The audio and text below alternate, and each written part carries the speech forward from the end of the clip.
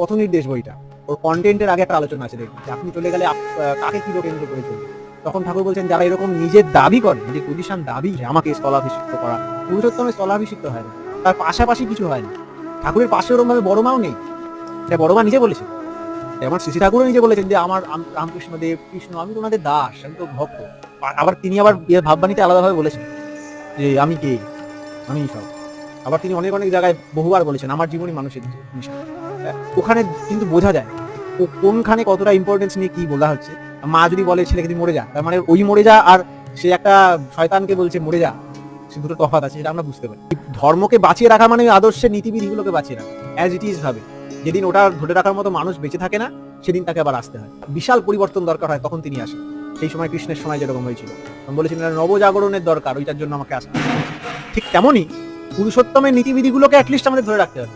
আর ওখানেই ক্ল্যাশ।